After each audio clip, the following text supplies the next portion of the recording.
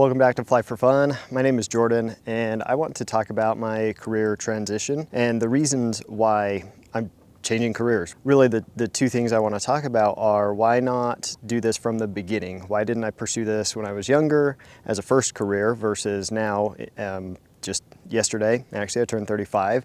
So why now at 35 am I pursuing a career as a pilot? So in that intro to the channel video I made, I did say that I was a mechanic in the Air Force. I enlisted in 2011, went to basic training February 2012. I did 6 years on active duty and was a crew chief for the B-2 stealth bomber. So previous to joining the Air Force, I had always been interested in being a pilot. I'm one of those kids, I wanted to be a fighter pilot, specifically flying the F-16. Why my life did not take that path, let's dive into that and I'll kind of explain how I got to where I'm at. Aside from just dreaming about it when I was a kid, when I got to high school, I think it was my sophomore year, my high school actually had a pilot ground school that you could take, and I did that. The teacher was really nice. I didn't fail the class, but I think I got a D. I never did my cross-country flight plan, what you would do normally to get your private pilot license. I never actually did that in the class. Again, I was, I think it was 16. I never did that, and so even though I did all the other work, like that was the main, semester project, was getting that cross-country flight plan done, and I never did it, so I got a D in that class. But I was still able to go out to the Salt Lake International Airport and do a little incentive ride, I guess, as part of that class. I think that was the first time that I'd actually been in a small plane. I'd flown commercially before. That was a ton of fun. I really enjoyed that, even though it was 20 minutes. Like we went up, did a little bit, the CFI, he let me steer for 2 minutes or whatever, and then we came back into land, and it was a lot of fun. After that, my parents actually offered to pay for me to get my commercial license and kind of go through that path. The problem is, this was, I guess at the time, 2007 maybe. I looked at it and realized it's expensive. It's way more expensive now, but it was still expensive back then. So even though my parents were willing to pay for it, I didn't want to waste their money, right? And they were basically saying, hey, if you go down this path, that's fine. We'll pay for it because it's going to be a good career or whatever. But I wasn't sure. I wasn't sure if I wanted to commit to that, and I did not like the idea that I was potentially wasting their money, and getting to the end of my commercial license and then not making a career out of it. And so I got a little bit nervous, a little bit gun shy, decided not to do it. Obviously in hindsight, I kind of think maybe I should have done that, but whatever, we're here now. The relevant factor there for me also not wanting to pursue a career as a commercial pilot back when I was in high school is, at the time, and it was, like I said, 2007-ish, commercial pilots, regional pilots, they did not get paid very well, which again, granted, in hindsight, right now it's 2025, I'm 35 years old. I'm looking back and just thinking, it doesn't matter. It didn't matter because as little as regional pilots got paid back then, it was still more than what I did anyway and ended up making. So it doesn't actually, that part didn't matter, but at the time it seemed like a big deal that I was gonna have to go be a CFI and then do regional airlines for however many years, who knows how long, and the whole time you're just scraping by on like $30,000 or $40,000 a year and working all the time. When I was 16, that sounded awful, right? Little did I know that that's kind of just how everyone's career starts. It doesn't really matter where you go. You're always putting in a bunch of hours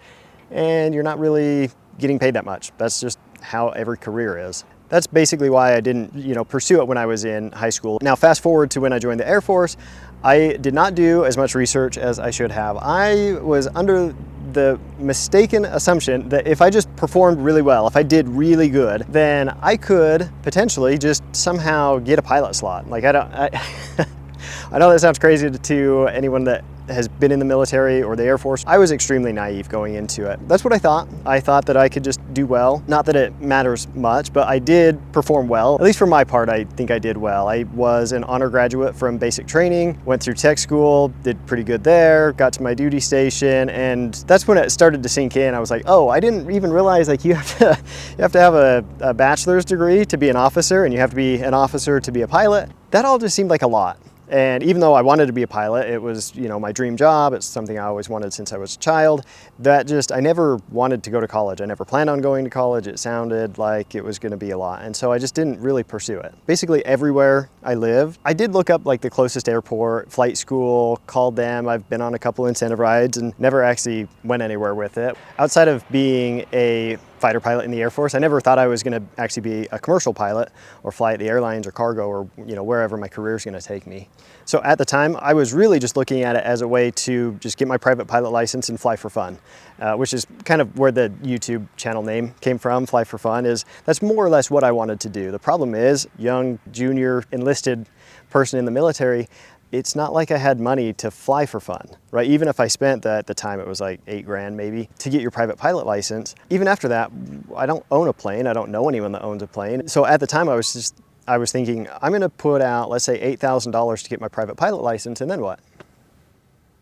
I'm probably never gonna fly again, right? I don't own an airplane. In my mind, I just thought, I'd rather not put my money towards that, right? I don't have that much money to begin with anyway, so why would I spend $8,000, $10,000 on a private pilot license just to never fly again? Ultimately, I just decided to wait, and that basically brings us to today. At this point, I've got about 200 hours, have my own airplane, making pretty quick progress towards becoming a commercial pilot. I've got my instrument recheck next Wednesday. I failed my instrument check ride the first time, and I'll make a video about that and what I learned from that process. Anyway, that's a lot of backstory just to get into kind of where I'm at, or at least where I was a year ago when I made the decision to actually pursue this path of being a commercial pilot. So what actually led to this decision was a few things. My wife and I were both working, and we're both more traditional minded. We both had the goal for her to stay home with the kids once we started having kids. Unfortunately, we are one of those people that did not buy a house before COVID. So when we did finally get into a position where we could build a home, we had made a decision, because we both had decent jobs, good benefits and everything, and we just said, okay, look, we can get a house, both of us are gonna work, and we're just gonna plow a ton of money into the mortgage, try to get it paid off, or at least paid down within 3-4 years or whatever, and then at that point we can refinance, she'll be able to stay home, and I'll just keep working. After we had been on that path, I guess, for just over a year, that's when I started to really kind of look at life. And part of it's just because at the time, the job I had was actually really good. I had, a good position. I liked everyone I worked with. I had good leadership, good senior leadership. Everything was going really well. I didn't necessarily have some kind of midlife crisis of like, oh, I hate my job and this isn't working for me. I got to go buy a boat, or whatever. Really thinking about retirement. Oh, I'll get a plane when I retire. I'll get my private pilot license and just fly for fun at that point. The more I thought about it, the more it just kind of hit me that that's a long ways away. I mean, granted, life is short, I get that, but also it's still gonna be 30, 40 years from now before I'm in a position to where I could potentially get an airplane. And that's when it kind of dawned on me, why don't I consider just being an airline pilot, which, and this was a year and a half ago when I was really thinking about this. And so I started doing some research in it and realized things have changed dramatically. Most regional airlines pay pretty good now. And especially, I'm in the SkyWest Pilot Pathway program. I was looking at SkyWest pay range and I was just thinking, well, wait a second, this is not the way it used to be. I might still have to go through that traditional path of being a CFI and then working at a regional airline for a few years, but it's not the way it used to be. You have really good benefits, you have good pay, and it's not that bad. Even if you stay at a regional airline, it can be a good career. That's when I started to actually think about, well, what would it take to actually make this happen? Obviously flight school is expensive. I started looking up the local flight schools here in Southern Utah and trying to figure out how much is it going to cost to get through? How long does it take? Really, the unfortunate thing is we started looking at it. Most schools were quoting somewhere between $110,000 to $120,000 to get through their, zero to hero program or something similar to it. And that's a lot of money considering I've already at this point been through college. I have a bachelor's degree now, but that's mostly because we had the house and we had this massive mortgage payment because we built our house in 2023. This is not going to work if we keep the house. Well, the problem is where are we going to live if we sell our home, right? It's not like there's a convenient way to pay less to live, right? So even if we sell the house and get rid of our mortgage, now we just have to move into a townhome or an apartment or something where we're still going to be paying a ton in rent. So yeah, my wife and I were really looking at it and just thinking, okay, this is a path that I want to go. She was supportive of it. How are we actually going to pay for it and make it work with the way I am? This is not something I could have done keeping my job and just flying on the weekends. For whatever reason, I just don't think that would have worked for me. I don't think flying once a week would have necessarily been able to get me where I wanted to go. Plus, looking at just the time that it would require to actually get through your commercial license and then CFI, CFII, whatever it is, to where you could be a flight instructor for work. If you're only flying once or twice a week, that's a very long process to go through. So we just kind of knew that if we're gonna make this happen, we've got to go all in, and it's going to be my full-time thing. So we knew that I was going to have to quit my job in order to make this really happen, to realize this dream of becoming a pilot. We've got a pretty good setup where my wife is still working, her mom lives close, and so she's able to watch the girls for us most days of the week. That gives me the flexibility to quit my job, go fly full-time, get through it as quick as possible, and then obviously get a job again as soon as possible. So we kind of got that figured out, but it still came down to the money of just like, okay, but how do we afford this? We are very fortunate to where we were able to move into a mortuary. You know, full disclosure, my father-in-law is the one that owns the mortuary, and so he's got a couple different locations, and one of them has a detached house next to the mortuary. At the time it was vacant, and so we asked him, we just said, hey, and granted, you got to keep in mind, it was 18 months ago or 18 months before this that we had built the house. So we're in a brand new house, we just moved in, everything's going good, everything's stable and secure, and then we send a text to my father-in-law and just say, hey, can we move into the mortuary?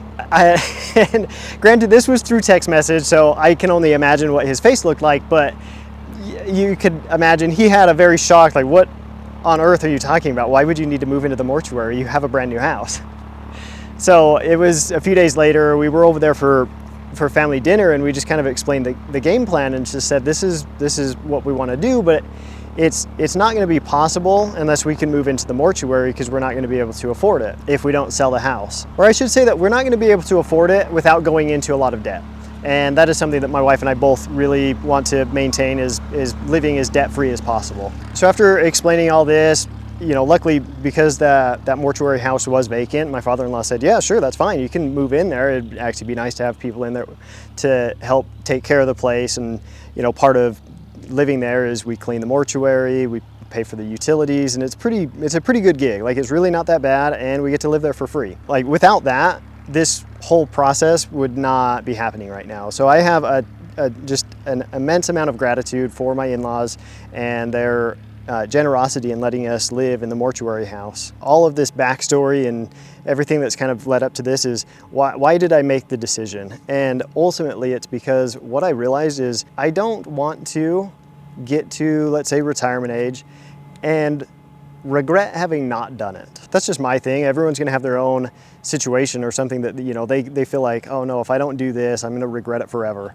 This is something that it took a while, but I finally realized if I don't move on this, I am gonna regret it. That's kind of the backstory of how I got here, why I'm now pursuing a career as a pilot. I know this was a long video, but I did wanna kind of get my story out there. This has been my path and my journey to becoming a pilot, and you know, the goal is to become a professional pilot and actually get paid to fly. I've watched a lot of other videos on YouTube that are like this, of people explaining their journey, and it did help me solidify the decision to move forward with this path. So hopefully if this can help someone else make the decision and inspire them to pursue their dream of becoming a pilot, that's the goal.